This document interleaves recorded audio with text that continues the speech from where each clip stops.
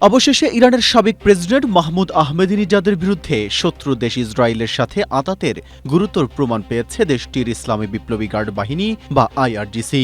এরপরই মাহমুদ আহমেদিনিজাদকে গৃহবন্দী করা হয়।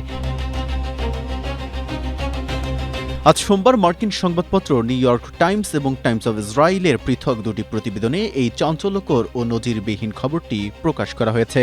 গোয়েন্দা প্রতিবেদন অনুযায়ী বছরের পর বছর ধরে স্পর্শকাতর তথ্য সংগ্রহের উদ্দেশ্যে আহমেদিনিজাদেকে গোপনে ব্যবহার করার চেষ্টা চালিয়ে আসছিল ইসরায়েলি গোয়েন্দা সংস্থা মোসাদ। এমনকি মোসাদের মূল পরিকল্পনা ছিল ইরানে বড় ধরনের ক্ষমতা বদল ঘটিয়ে আহমেদিনিজাদেকে পুতুল শাসক হিসেবে পুনরায় প্রতিষ্ঠা করা।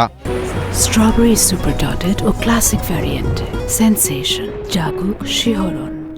প্রতিবেদনে দাবি করা হয়েছে ২০২৪ সালের শুরুর দিকে হাঙ্গেরির বুদাপেস্টে অনুষ্ঠিত একটি জলবায়ু পরিবর্তন বিষয়ক সেমিনারের আড়ালে মোসাদের তৎকালীন প্রধান ডেভিড বার্নিয়ার সাথে অত্যন্ত গোপনে সরাসরি বৈঠক করেছিলেন আহমেদিনিজাদ।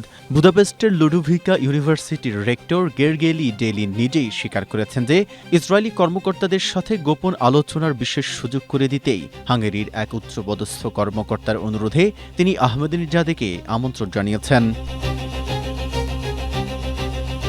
সাবেক মার্কিন কর্মকর্তাদের বরাতে জানা গেছে ডেভিড বার্নিয়ার স্বয়ং ব্যক্তিগতভাবে বুদাপেস্টে গিয়ে এই রুদ্ধদ্বার বৈঠক পরিচালনা করেছিলেন। পরবর্তীতে মোসাদের পক্ষ থেকে আহমেদিনিজাদের অত্যন্ত বিশ্বস্ত মুখপাত্র আলী আকবর জাভান ফেকরকে কয়েক দফায় বিপুল অঙ্কের অর্থ গোপনে প্রদান করা হয় এবং অপারেশন রোয়ারিং লায়ন শুরু হওয়ার আগেও তাদের মধ্যে বেশ কয়েকবার গোপন সাক্ষাৎ হয়। এই মহা বিশ্বাসঘাতকতার প্রমাণ পাওয়ার পরপরই অবশেষে কড়া সুরক্ষায় গৃহবন্দী করা হলো আহমেদিনিজাদকে, যা ইরানের রাজনীতিকে চরম এক নাটকীয়তার মুখে ঠেলে দিয়েছে।